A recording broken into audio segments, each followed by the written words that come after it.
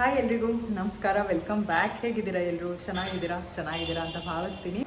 ಇವತ್ತು ನನ್ನ ಫ್ರೆಂಡ್ನ ಮೀಟ್ ಮಾಡೋಕ್ಕೆ ಹೋಗ್ತಾ ಇದ್ದೀನಿ. ಸಿಂಪಲ್ಲಾಗಿ ಮಾಮೂಲಿ ನನ್ನ ಮನೇಲಿ ಹಾಕ್ಕೊಳ್ಳೋದು ಇದನ್ನು ಹಾಕ್ಕೊಂಡಿದ್ದೀನಿ. ಇವಾಗ ಹೊರಡ್ತಾ ಇದ್ದೀವಿ, ಮಕ್ಕಳನ್ನ ಕರ್ಕೊಂಡು ಹೋಗ್ತಾ ಇದ್ದೀನಿ. ಅವ್ರಿಗೂ ಕೂಡ ಒಬ್ಬಳು ಮಗಳಿದ್ದಾಳೆ, ಕ್ಯೂಟಾಗಿದ್ದಾಳೆ, ಅವಳು ಸಖತ್ ಕ್ಯೂಟಾಗಿದ್ದಾಳೆ. ಓಕೆ, ಹೋಗೋಣ, ನೋಡೋಣ ಏನು ಹೇಳ್ತಾಳೆ ಅಂತ ಹೇಳ್ಬಿಟ್ಟು. ಮೋಸ್ಟ್ ಪ್ರಾಬ್ಲಿ ಇವತ್ತು ಹೇಳ್ಬೋದು ಯೂಟ್ಯೂಬ್ ಚಾನಲ್ ನೋಡಿದೆ ಏನಾಯಿತು ಅಂತ ಹೇಳ್ಬಿಟ್ಟು. ಮೋಸ್ಟ್ ಪ್ರಾಬ್ಲಿ ಆ ವಿಡಿಯೋ ಒಂದು ಕ್ಲಾರಿಫಿಕೇಷನ್ ವಿಡಿಯೋ ಮಾಡಿದ್ವ, ಅದರಿಂದನೇ ರೀಚ್ ಆಗಿರ್ಬೋದು ಅಂತ ನನಗೆ ಅನಿಸ್ತದೆ. ಸೊ ನೋಡೋಣ ಏನು ಮಾತಾಡ್ತೀವೋ ಏನು ಹೇಳ್ತಾವೋ ಗೊತ್ತಿಲ್ಲ. ಹೋದ್ಮೇಲೆ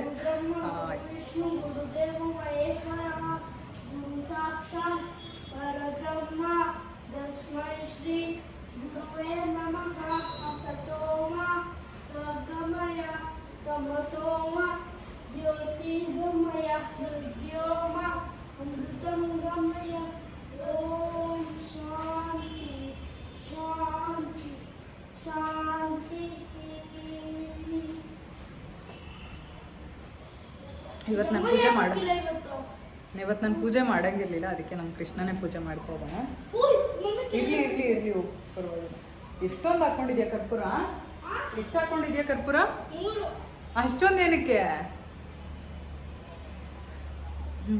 ಓಕೆ, ಇವಾಗ ಹೊರಡೋಣ. ನಮ್ಮ ಚಿನ್ನು ಗ್ರೀಟಿಂಗ್ ಕಾರ್ಡ್ ಮಾಡ್ಕೊತಾ ಇದ್ದಾಳೆ. ಆಮೇಲೆ ಒಂದು ಚಿಕ್ಕದಾಗಿ ಗಿಫ್ಟ್ ಏನೋ ತೊಗೊಂಡಿದ್ದಾಳೆ. ಸಡನ್ನಾಗಿ ಹೋಗ್ತಾ ಇರೋದ್ರಿಂದ ಏನೂ ತೊಗೊಂಡಿಲ್ಲ. ಅವ್ರ ಮನೆಗೆ ಹೋದಾಗ ಏನಾದ್ರು ತೊಗೊಂಡೋಗ್ಕೊಡೋಣ. ಇವಾಗ ಹೊರಗಡೆ ಹೋಟೆಲಲ್ಲಿ ಮೀಟ್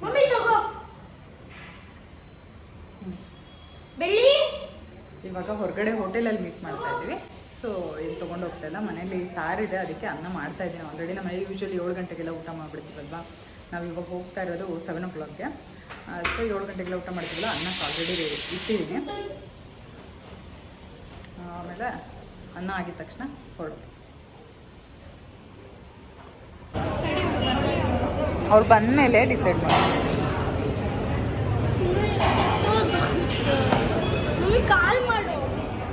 ಕಾಲ್ ಮಾಡಿದ್ದೀನಿ, ಅವ್ರು ಡ್ರೈವ್ ಮಾಡ್ತಾ ಇರ್ತಾರೆ, ಗೊತ್ತಾಯ್ತಾ? ನಮ್ಮ ಚಿನ್ನಿ ಮನೆಯಲ್ಲೇ ಗಿಫ್ಟ್ ಎಲ್ಲ ಮಾಡಿಕೊಂಡು ಬಂದಿದ್ಲು. ಈಗ February 6th ಉಜ್ವಲ ಬರ್ತ್ಡೇ ಕೂಡ ಇದೆ, ಅಂದರೆ ನನ್ನ ಫ್ರೆಂಡ್ ಮಗಳು ದೀಪ್ತಿ ಮಗಳು ಬರ್ತ್ಡೇ ಕೂಡ ಇದೆ. ಅವಾಗ ಏನಾದ್ರು ಗಿಫ್ಟ್ ಕೊಡೋಣ ಅಂತ ಹೇಳ್ಬಿಟ್ಟು ಸಿಂಪಲಾಗಿ ಗಿಫ್ಟ್ನ ಮಾಡಿಕೊಂಡು ತೊಗೊಂಡು ಬಂದಿದ್ಲು. ನಮ್ಮ ಕೃಷ್ಣ ಕೇಳಲಿಲ್ಲ, ಕ್ರೇಯಾನ್ಸ್ ತೊಗೊಂಡ. ಅದಾದಮೇಲೆ ಮೇಲ್ಗಡೆ ಹೋಗ್ಬಿಟ್ಟು ಊಟ ಮಾಡಿಕೊಂಡು ಬಂದ್ವಿ. ಅವರು ಕೂಡ ಬಂದರು. ನಾವು ಒಂದು 5 minutes ಬೇಗನೆ ಬಂದಿದ್ವಿ. ಅವರು ಕರೆಕ್ಟಾಗಿ ಬಂದರು. ಅವ್ರ ಅಮ್ಮ ಬಂದಿದ್ದರು. 3 ಜನರೇಷನ್ ನೋಡಿಬಿಟ್ಟು ತುಂಬಾ ಖುಷಿ ಆಯಿತು. ಅವರು ಕೂಡ ನಮ್ಮನ್ನ ತುಂಬಾ ಮಿಸ್ ಮಾಡ್ಕೋತಾ ಇದ್ರಂತೆ. ಬೆಳ್ಳಿನಂತೂ ನೋಡಲೇಬೇಕು ಅಂತ ಹೇಳ್ತಾಯಿದ್ರು ಅವ್ರ ಅಮ್ಮ. ತುಂಬ ಖುಷಿಯಾಯಿತು ಅವ್ರನ್ನ ಮೀಟ್ ಮಾಡಿದ್ದು. ಅದಾದಮೇಲೆ ನಾನಿವಾಗ ಸಂಡೇ ವ್ಲಾಗ್ನ ಕಂಟಿನ್ಯೂ ಮಾಡ್ತಾ ಇದ್ದೀನಿ. ಅಂದರೆ ಆಲ್ರೆಡಿ ಸ್ಯಾಟರ್ಡೇ ವ್ಲಾಗ್ನ ಹಾಕಿದ್ದೀನಿ, ಅಂದರೆ Q&A ವಿಡಿಯೋ ಮಾಡಿದ್ನಲ್ಲ ಸ್ಯಾಟರ್ಡೇ, ಅದನ್ನು ಹಾಕಿದ್ದೀನಿ. ಇದು ಬಂದುಬಿಟ್ಟು ಸಂಡೆಯ ವ್ಲಾಗ್. ಸಂಡೇ ನಾನು ಬೆಳಗ್ಗೆ ತಿಂಡಿಗೆ ಎಗ್ ರೈಸ್ ಮಾಡಿದ್ದೆ, ಅದನ್ನೇ ಎಲ್ಲರೂ ತಿಂತಾಯಿದ್ವಿ. ತಿಂಡಿ ಆದಮೇಲೆ ಹೊರಗಡೆ ಹೋಗಿ ಸ್ವಲ್ಪ ವೆಜಿಟೇಬಲ್ಸ್ ಎಲ್ಲ ಶಾಪ್ ಮಾಡಿಕೊಂಡು ಹಾಗೆಯೇ ಚಿಕನ್ ತೊಗೊಂಡು ಬಂದ್ವಿ. ಮಧ್ಯಾಹ್ನ ಚಿಕನ್ ಸಾರು ಕೂಡ ಮಾಡಿದ್ದೆ. ಅದರ ರೆಸಿಪಿಯನ್ನು ಶೇರ್ ಮಾಡ್ತಾ ಇಲ್ಲ ನಾನು. ಆಲ್ರೆಡಿ ನನ್ನ ಚಾನಲಲ್ಲಿ ಸಾಕಷ್ಟು ಚಿಕನ್ ಗ್ರೇವಿ ರೆಸಿಪೀಸ್ ಇದೆ, ನಿಮಗೆ ಬೇಕಂದರೆ ಹೋಗಿ ಚೆಕ್ ಮಾಡ್ಬೋದು. ಪ್ಲೇಲಿಸ್ಟಲ್ಲಿ ಕೂಡ ಹಾಕಿದ್ದೀನಿ ಅನಿಸುತ್ತೆ, ಅಲ್ಲಿ ಕೂಡ ನೀವು ಚೆಕ್ ಮಾಡ್ಕೋಬೋದು. ರೆಸಿಪೀಸ್ ಅಂತ ಹೇಳ್ಬಿಟ್ಟು ಪ್ಲೇಲಿಸ್ಟ್ ಇದೆ, ಅದರಲ್ಲಿ ಕೂಡ.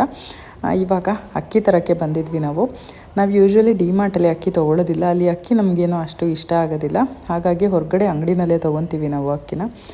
ನೀನು ಚೆನ್ನಾಗಿ ನೋಡಿಬಿಟ್ಟು ಹಳೆಯ ಅಕ್ಕಿನ ತೊಗೊಳ್ಳೋದು. ಸ್ವಲ್ಪ ಕ್ಲಿಪ್ಪಿಂಗ್ನ ತೊಗೊಂಡೆ, ನೋಡ್ತಾಯಿದ್ರು ಇದೆಲ್ಲ ಹಾಕ್ಬೇಡ ಮಾರೈತಿ ಅಂತ ಹೇಳ್ತಾಯಿದ್ರು. ಆದ್ರೂ ನಿಮಗೂ ಕೂಡ ಗೊತ್ತಾಗಲಿ, ಅಂದರೆ ಅಕ್ಕಿ ಚೆನ್ನಾಗಿರೋ ಕಡೆ ತೊಗೊಳ್ಳಿ, ಹೊರಗಡೆ ರೇಷನ್ ಅಂಗಡಿಲಿ ತೊಗೊಂಡ್ರೆ ಚೆನ್ನಾಗಿರುತ್ತೆ ಅಂಥೇಳಿ ನಮ್ಗೆ ಅನಿಸುತ್ತೆ. ನಿಮ್ಗೇನು ಅನಿಸುತ್ತೆ ಅಂತ ಕಮೆಂಟ್ ಮಾಡಿ ತಿಳಿಸಿ. ಅಕ್ಕಿ ಹಾಗೆಯೇ ರಾಗಿ ಎರಡೂ ಹೊರಗಡೆ ತೊಗೋತೀವಿ. ರಾಗಿ ಅಲ್ಲೇನು ಅಷ್ಟೊಂದು ಸಿಗೋದಿಲ್ಲ, ಅಂದರೆ ಪ್ಯಾಕೆಟ್ ಮಾತ್ರ ಇರುತ್ತೆ ಡಿಮಾರ್ಟಲ್ಲಿ, 1 kg ಪ್ಯಾಕೆಟು. ಹಾಗಾಗಿ ರಾಗಿ ಮತ್ತು ಅಕ್ಕಿ ಎರಡು ಹೊರಗಡೆ ತೊಗೋತೀವಿ. ಹಾಗೆಯೇ ಇವತ್ತು ಒಂದು ಸ್ವಲ್ಪ ತರಕಾರಿ ಕೂಡ ಶಾಪ್ ಮಾಡ್ಕೊಬಂದ್ವಿ. ಯೂಶ್ವಲಿ ನಾನು ತರಕಾರಿನ ನೀಟಾಗಿ ತೊಳೆದ್ಬಿಟ್ಟು ಡ್ರೈನಲ್ಲಿ ಮಾಡಿಕೊಂಡು ಅದಾದಮೇಲೆ ನೀಟಾಗಿ ಫ್ರಿಜ್ಜಲ್ಲಿ ಸ್ಟೋರ್ ಮಾಡ್ಕೊಳ್ತೀನಿ. ಇಲ್ಲಾಂದರೆ ಒಂದು ಸ್ವಲ್ಪ ಒಂಥರ ಗಲೀಜು ಅನಿಸುತ್ತೆ, ಹಾಗಾಗಿ ಈ ರೀತಿ ಮಾಡ್ಕೊಳ್ತೀನಿ ನಾನು. ಬೆಟ್ಟದ ನೆಲ್ಲಿಕಾಯಿ ಕೂಡ ಒಂದು ಅರ್ಧ kg ಅಷ್ಟು ತೊಗೊಂಡು ಬಂದ್ವಿ. ಅನಿಲ್ಗೆ ಡೈಲಿ ಜ್ಯೂಸ್ ಮಾಡಿಕೊಡ್ತಾ ಇದ್ದೀನಲ್ಲ, ಹಾಗಾಗಿ. ಆಮೇಲೆ ಚಿಕನ್ ಸಾರು ಕೂಡ ಮಾಡಬೇಕು ಇವತ್ತು, ಅದಕ್ಕೂ ಕೂಡ ರೆಡಿ ಮಾಡ್ಕೊಳ್ತಾ ಇದ್ದೀನಿ. ತುಂಬ ದಿನ ಆದಮೇಲೆ ನಮ್ಮ ಮನೇಲಿ ನಾನ್ ವೆಜ್ ಮಾಡ್ತಾ ಇರೋದು. ಮಟನ್ ತರಬೇಕಂತಿತ್ತು. ನಮ್ಮ ಮನೇಲಿ ಯೂಶ್ವಲಿ ಬೆಳಗ್ಗೆನೇ 6 ಗಂಟೆಗೆ ಹೋಗ್ಬಿಟ್ಟು ತಂದರೆ ಮಟನು, ಇಲ್ಲ ಅಂತ ಅಂದರೆ ನಂಗೆ ಇಷ್ಟ ಆಗೋಲ್ಲ. ಹಾಗಾಗಿ ಮಧ್ಯಾಹ್ನ ಮೇಲೆ ತಂದರೆ ನಾವು ಚಿಕನ್ನೇ ತರ್ತೀವಿ. ರೆಡಿ ಚಿಕನ್ ತರಲ್ಲ ನಾವು, ಕೋಳಿ ತೊಗೊಂಡು ಕಟ್ ಮಾಡಿಸ್ಕೊಂಡು ತೊಗೊಳ್ತೀವಿ. ಅದೇ ರೀತಿ ಮಟನ್ನು ಕೂಡ ಅಷ್ಟೇ, ಬೆಳಗ್ಗೆ 6 ಗಂಟೆಗೆ ಹೋದರೆ ಫ್ರೆಶ್ ಆಗಿ ನೀಟಾಗಿ ಅವ್ರು ಅಲ್ಲೇ ನಿಂತ್ಕೊಂಡ್ಬಿಟ್ಟು ನೋಡಿಬಿಟ್ಟು ಮಟನ್ನ ತೊಗೊಂಡು ಬರೋದು. ಇಲ್ಲ ಅಂತ ಅಂದರೆ ಮಟನ್ ಮಧ್ಯಾಹ್ನ ಮೇಲೆಲ್ಲ ತರಲ್ಲ ನಮ್ಮ ಮನೇಲಿ. ನಂಗೆ ಅದೇನೂ ಇಷ್ಟ ಆಗಲ್ಲ, ಫ್ರೆಶ್ ಅಂತ ಅನ್ಸೋದಿಲ್ಲ.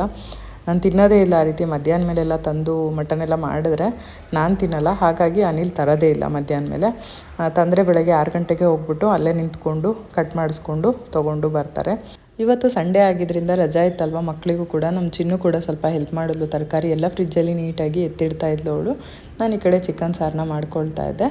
ಹಾಗೆಯೇ ಇವತ್ತು ನಮ್ಮನೇಲಿ ಎಲ್ಲರೂ ಒಟ್ಟಿಗೆ ಕೂತ್ಕೊಂಡು ಊಟ ಮಾಡೋ ದಿನ ಇವತ್ತು. ಸಂಡೇ ಮತ್ತು ಸ್ಯಾಟರ್ಡೇಸ್ ಬಂದರೆ ನಾವು ಎಲ್ಲ ಒಟ್ಟಿಗೆ ಕೂತ್ಕೊಂಡು ಊಟ ಮಾಡ್ತೀವಿ. ಅದೇ ಬೇರೆ ದಿನ ಆದರೆ ಬೆಳಗ್ಗೆ ಒಂದು ಟೈಮು ಮಕ್ಕಳು ಒಂದು ಸರಿ ಹೋಗ್ತಾರೆ, ಮತ್ತು ಅನಿಲ್ ಒಂದು ಸರಿ ಹೋಗ್ತಾರೆ, ಆಮೇಲೆ ನಾವು ಒಂದು ಸರಿ ತಿನ್ನೋದು, ಈ ರೀತಿ ಇರುತ್ತೆ. ಅದೇ ಸಂಡೇ ಸ್ಯಾಟರ್ಡೆ ಆದರೆ ಎಲ್ಲ ಒಟ್ಟಿಗೆ ಕೂತ್ಕೊಂಡು ತಿಂಡಿ ಮಾಡ್ತೀವಿ, ಎಲ್ಲ ಒಟ್ಟಿಗೆ ಕೂತ್ಕೊಂಡು ಊಟ ಮಾಡ್ತೀವಿ. ಬೇರೆ ದಿನ ಆದರೆ ರಾತ್ರಿ ಊಟ ಮಾತ್ರ ನಾನು ನಮ್ಮ ಅತ್ತೆ ಮಕ್ಕಳು ಎಲ್ಲ ಒಟ್ಟಿಗೆ ಕೂತ್ಕೊಂಡು ಊಟ ಮಾಡ್ತೀವಿ. ನಮ್ಮ ಅತ್ತೆ ಮಧ್ಯಾಹ್ನ ಊಟ ಮಾಡಲ್ಲ, ನಾನು ಒಬ್ಬಳೇ ಊಟ ಮಾಡೋದು ಮಧ್ಯಾಹ್ನ. ಆಮೇಲೆ ಬೆಳಗ್ಗೆ ತಿಂಡಿ ಯಾವ್ಯಾವುದೋ ಟೈಮಿಗೆ ತಿಂತಾ ಇರ್ತೀವಿ. ಈ ರೀತಿ ಸ್ಯಾಟರ್ಡೆ ಸಂಡೇ ಬಂತಂದರೆ ಒಂಥರ ಖುಷಿ, ಎಲ್ಲ ಒಟ್ಟಿಗೆ ಕೂತ್ಕೊಂಡು ಊಟ ಮಾಡೋದಕ್ಕೆ ಚೆನ್ನಾಗಿರುತ್ತೆ. ಈ ರೀತಿ ಇತ್ತು ನಮ್ಮ ಸಂಡೇ. ಚಿಕನ್ ಸಾರು ಕೂಡ ಆಲ್ಮೋಸ್ಟ್ ರೆಡಿ ಆಯಿತು. ಹಾಗೆಯೇ ಒಂದು ಸ್ವಲ್ಪ ತರಕಾರಿ ಕೂಡ ಎತ್ತಿಟ್ಕೊಳ್ಳೋಕ್ಕೆ ನಾನು ಹೆಲ್ಪ್ ಮಾಡಿದೆ ನಮ್ಮ ಚಿನ್ನು ಜೊತೆ. ನಾನು ಕೂಡ ಅವಳೆಲ್ಲ ಎತ್ತಿಡ್ತಾಯಿದ್ಲು, ಎಲ್ಲ ಜೋಡಿಸ್ಕೊಡ್ತಾ ಇದ್ದೆ ನಾನು. ಸ್ವಲ್ಪ ಫ್ರೂಟ್ಸ್ ಕೂಡ ತೊಗೊಬಂದಿದ್ವಿ. ಅದಾದ ನಂತರ ಅಡುಗೆ ಕೂಡ ರೆಡಿ ಆಯಿತು, ಎಲ್ಲ ಒಟ್ಟಿಗೆ ಕೂತ್ಕೊಂಡು ಊಟ ಕೂಡ ಮಾಡಿದ್ವಿ. ಚೆನ್ನಾಗಾಗಿತ್ತು ಇವತ್ತು, ಸಾಂಬಾರು ತುಂಬ ಚೆನ್ನಾಗಾಗಿತ್ತು. ಹಾಗೆಯೇ ಊಟ ಕೂಡ ಆಯಿತು, ಒಳ್ಳೆ ಊಟ ಆಯಿತು, ಭರ್ಜರಿ ನಾನ್ ವೆಜ್ ಊಟ ಆಯಿತು ಅಂತಲೇ ಹೇಳ್ಬೋದು. ಯೂಶ್ವಲಿ ನಮ್ಮ ಮನೆಯಲ್ಲಿ ಕಬಾಬ್ ಮಾಡಲ್ಲ ನಾನು, ನನಗೆ ಈ ಫ್ರೈಡ್ ಐಟಮ್ ಎಲ್ಲ ಅಷ್ಟು ಇಷ್ಟ ಆಗೋಲ್ಲ.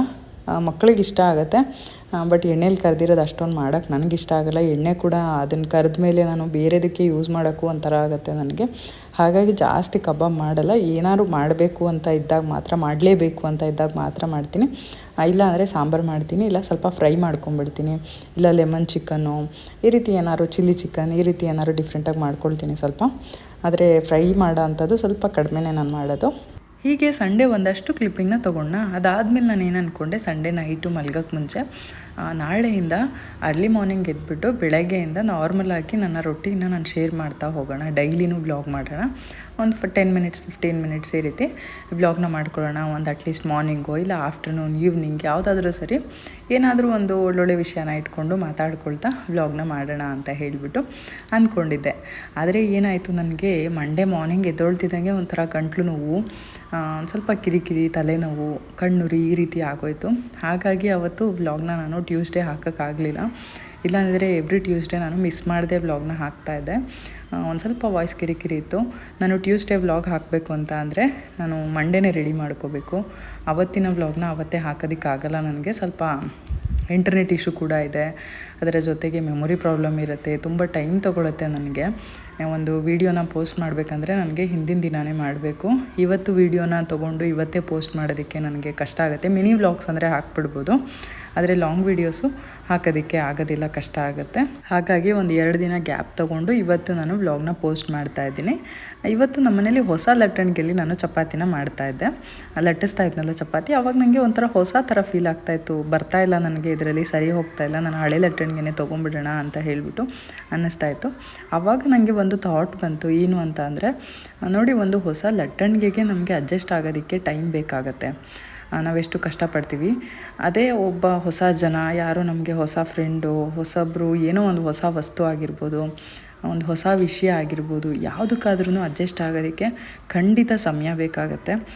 ಮದುವೆ ಆಗಿ ನಾವು ಹೊಸ ಮನೆಗೆ ಹೋಗಿರ್ತೀವಲ್ಲ, ಆವಾಗ ಹೊಸ ಜನಗಳಿಗೆ ಅಡ್ಜಸ್ಟ್ ಆಗೋಕ್ಕೆ ಎಷ್ಟು ಸಮಯ ಬೇಕಾಗತ್ತೆ ಅಲ್ವಾ. ಹಾಗಾಗಿ ಆ ಮನೆಯವರು ಕೂಡ ಅರ್ಥ ಮಾಡಿಕೊಂಡು, ಯಾವುದೇ ಒಂದು ಹೆಣ್ಮಗು ನಮ್ಮ ಮನೆಗೆ ಮದುವೆ ಆಗಿ ಬಂದರೆ ಅದಕ್ಕೆ ಒಂದು ಸ್ವಲ್ಪ ಸಮಯ ಕೊಡಬೇಕಾಗತ್ತೆ ನಮ್ಮ ಮನೆಗೆ ಅಡ್ಜಸ್ಟ್ ಆಗೋದಕ್ಕೆ ಅನ್ನೋದನ್ನು ಅವರು ಅರ್ಥ ಮಾಡಿಕೊಂಡ್ರೆ ಎಷ್ಟು ಚೆನ್ನಾಗಿರುತ್ತೆ ಅಲ್ವಾ ಅಂತ ಅನ್ನಿಸ್ತು ನನಗೆ. ನಿಮಗೂ ಕೂಡ ಹೀಗೆ ಅನಿಸುತ್ತಾ ಅಂತ ಕಮೆಂಟ್ ಮಾಡಿ ತಿಳಿಸಿ. ನನಗೆ ಒಂದು ಫೀಲ್ ಆಯ್ತು ಇವತ್ತು ಇದ್ರ ಬಗ್ಗೆ, ಅದಕ್ಕೆ ಒಂದು ಸ್ವಲ್ಪ ಮಾತಾಡಿದೆ. ಒಂದು ಲಟ್ಟಣಿಗೆ, ಒಂದು ಪುಟಾಣಿ ಲಟ್ಟಣಿಗೆ ನನಗೆ ಈ ಒಂದು ವಿಷಯನ ಹೊರಗಡೆ ತರಿಸ್ತು. ಇವತ್ತು ಆ್ಯಕ್ಚುಲಿ ನಾನು ಪುಳಿಯೋಗರೆ ಮಾಡಬೇಕು ಅಂತ ಇದ್ದೆ. ಒಬ್ಬರು ಪುಳಿಯೋಗರೆ ಗೊಜ್ಜು ರೆಸಿಪಿ ಕೂಡ ಕೇಳಿದ್ರಿ, ಹಾಗಾಗಿ ಬೆಳಗ್ಗೆ ಪುಳಿಯೋಗರೆ ಮಾಡಿಬಿಡೋಣ ಅಂತ ಅಂದ್ಕೊಂಡೆ. ಆದರೆ ನಿನ್ನೆ ನಾನು ಹಾಗಲಕಾಯಿ ಪಲ್ಯ ಮಾಡಿದ್ದೆ, ಬೆಂಡೆಕಾಯಿ ಅನ್ನಕ್ಕೆ ಹೋಗ್ತಾ ಇದ್ದೀನಿ. ಹಾಗಲಕಾಯಿ ಪಲ್ಯ ಮಾಡಿದ್ದೆ, ಅದ್ರದ್ದು ಪಲ್ಯ ಹಾಗೇ ಇತ್ತು. ಇನ್ನೂ ಸ್ವಲ್ಪ ಮಕ್ಳಿಗೆ ತುಂಬ ಇಷ್ಟ ನಮ್ಮ ಮನೇಲಿ ಹಾಗಲಕಾಯಿ ಪಲ್ಯ. ಹಾಗಾಗಿ ಹಾಗಲಕಾಯಿ ಪಲ್ಯ ಇದೆಯಲ್ಲ, ಅದಕ್ಕೆ ಚಪಾತಿ ಮಾಡಿಕೊಡು ಅಂತ ಅಂದರು. ಹಾಗಾಗಿ ನಾನಿವತ್ತು ಮಕ್ಕಳಿಗೆ ಹಾಗಲಕಾಯಿ ಪಲ್ಯ ಜೊತೆ ಚಪಾತಿ ಮಾಡ್ತಾಯಿದ್ದೀನಿ.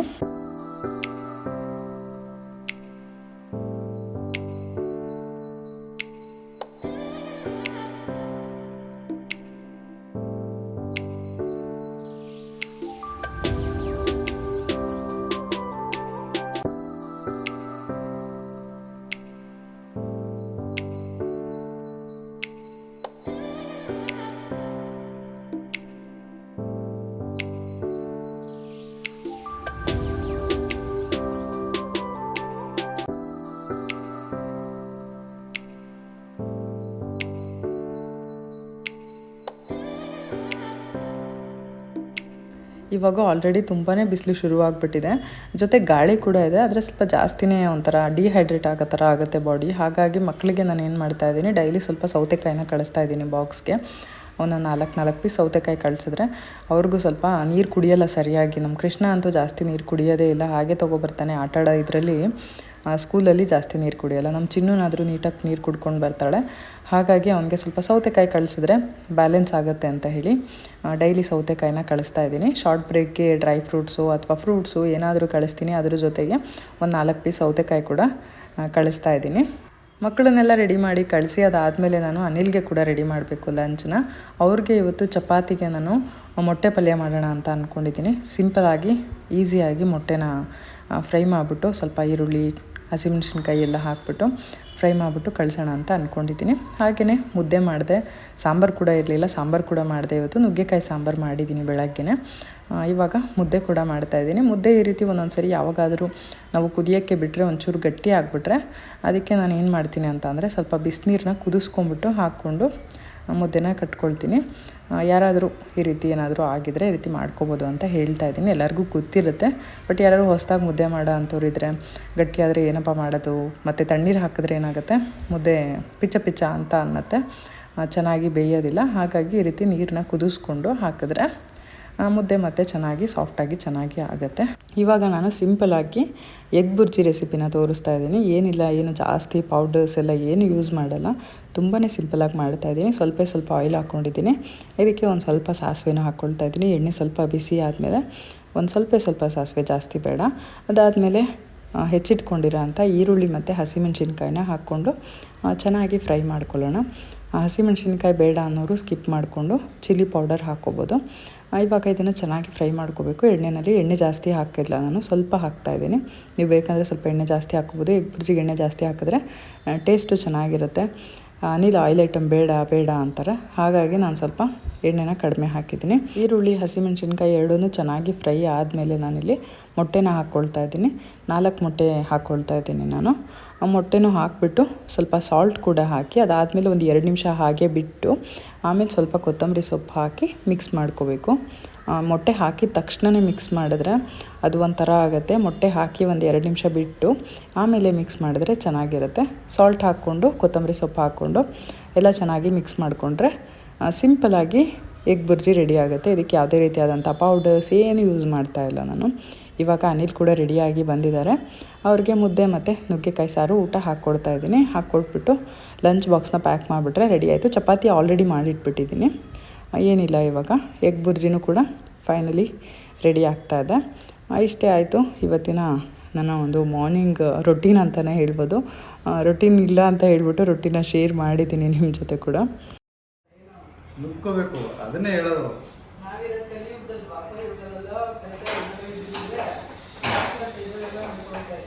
ಅದಕ್ಕೆ ಹೇಳೋದು ತಾನೇ, ಇದು ಸಹನೆ ಇರಬೇಕು ಹೆಣ್ಮಕ್ಳಿಗೆ ಅಂತ. ಸಹನೆ ಇಲ್ಲ ನಾವು ಈಗಿನ ಕಾಲದವರು ಹಳೆ ಕಾಲದವ್ರು ಹಳೆ ಕಾಲದವ್ರು ಪೇಷನ್ಸ್ ಇರಲಿಲ್ಲ. ಹೇಳ್ಬೇಕಂದ್ರೆ ನಮ್ಮಷ್ಟು ಪ್ರೆಷರ್ ತೊಗೊಂಡು ಮಾಡ್ತಾ ಇರಲಿಲ್ಲ. ಎಲ್ಲ ಇಟ್ಟಿದ್ರೆ ಎಲ್ಲ ಡೈಲಾಗ್ ಆಗಿವೆ ಏನಾಡು. ನಾವು ಸಿಗೋ ಪುಣ್ಯ ಮಾಡಿರ್ಬೇಕು. ಅವನು ಯಾವತ್ತೂ ನಾನು ಪುಣ್ಯ ಮಾಡಿದ್ದೀನಿ ಅಂತ ಹೇಳಿದೆ, ಗೊತ್ತಾಯ್ತಾ? ನನ್ನಷ್ಟು ಸಹನೆ ಇಲ್ಲ ನಿಮಗೆ. ನಾನು ಯಾವತ್ತೂ ಹೇಳಿಲ್ಲ, ನೀವೇ ಹೇಳ್ತೀರ. ಜನನೇ ಹೇಳ್ತಾರಲ್ಲ, ಯಾರು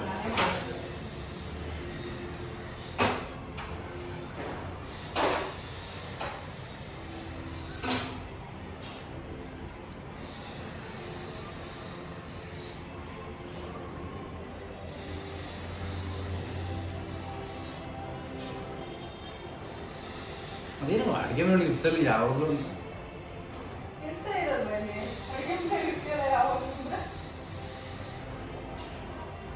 ಆಗಿರೋ ಇನ್ನ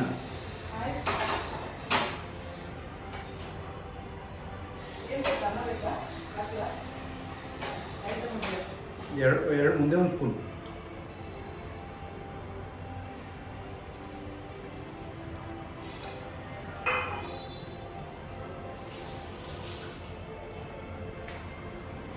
ರಾತ್ರಿ ತಗೊಂಡು ಒಂದು ಹಂಗೆ ಅಂತ ಇಟ್ಟಿರ್ತಾವಲ್ಲ.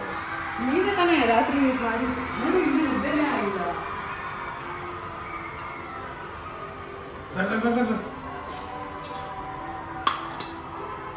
ನೋಡಿದ್ರಲ್ಲ, ಈ ರೀತಿ ಅನಿಲ್ ನನಗೆ ಸುಮ್ಮನೆ ರೇಗಿಸ್ತಾ ಇರ್ತಾರೆ. ನನಗೆ ಕೋಪ ಬರಲಿ ಅಂತ ಹೇಳ್ಬಿಟ್ಟು. ಕೋಪ ಬರ್ಸೋದಂದರೆ ಇಷ್ಟ ಅವರಿಗೆ. ನಾನು ಕೋಪ ಮಾಡಿಕೊಂಡು ಅಡುಗೆ ಮನೆಯಲ್ಲಿ ಸ್ವಲ್ಪ ಜೋರಾಗಿ ಮಾತಾಡ್ತಾ ಇರ್ತೀನಿ ಅವರಿಗೆ. ಸುಮ್ಮನೆ ಕೂತ್ಕೊಂಡು ರೇಗಿಸ್ತಾ ಇರ್ತಾರೆ ನನಗೆ. ಆಮೇಲೆ ಹೇಳೋದು, ನೋಡು ಎಷ್ಟು ಬೇಗ ಕೋಪ ಬರಿಸ್ತೆ ನಿನಗೆ, ಎಷ್ಟು ಈಸಿಯಾಗಿ ನಿನಗೆ ಕೋಪ ಬರಿಸ್ಬೋದು ಅಂತ ಹೇಳ್ತಾ ಇರ್ತಾರೆ. ಅಂದರೆ ನನಗೆ ಏನಾದರೂ ನನ್ನ ಕೆಲಸಕ್ಕೆ ನಾನು ಯಾರು ಕರೆಕ್ಟಾಗಿ ಮಾಡ್ತಿರುವಾಗ ಎಲ್ಲ ಹೇಳಿದಾಗ ನನಗೆ ಒಂಥರ ಕೋಪ ಬಂದುಬಿಡುತ್ತೆ. ನನಗೆ ಇಷ್ಟೆಲ್ಲ ಮಾಡಿದ್ರೂ ನೋಡಪ್ಪ ಹಿಂಗೆ ಮಾತಾಡ್ತಾರಲ್ಲ ಇವರು ಅಂತ ಅನಿಸುತ್ತೆ. ಹಾಗಾಗಿ ನಾನು ಸ್ವಲ್ಪ ರೇಗ್ತೀನಿ ಅವ್ರ ಮೇಲೆ. ಆಮೇಲೆ ನಂಗೆ ಗೊತ್ತಾಗುತ್ತೆ ಅವ್ರು ಬೇಕಂತಲೇ ಮಾಡ್ತಾ ಇರೋದಂತ. ಆದರೂ ಕೂಡ ರೇಗೋದು ಸುಮ್ಮನೆ ನನಗೆ ಆ ಟೈಮಲ್ಲಿ ರೇಗಬೇಕು ಅಂತ ಅನಿಸುತ್ತೆ, ರೇಗ್ಬಿಡ್ತೀನಿ. ಹಾಗೆಯೇ ಇವಾಗ ಲಂಚ್ ಬಾಕ್ಸ್ ರೆಡಿ ಆಯಿತು, ತಿಂಡಿ ಎಲ್ಲ ರೆಡಿ ಆಯಿತು. ಇವಾಗ ಅಡುಗೆ ಮನೆ ಕೂಡ ಕ್ಲೀನ್ ಮಾಡಿಬಿಟ್ಟು ಇವಾಗ ಹೊರಡ್ತಾ ಇದ್ದೀನಿ.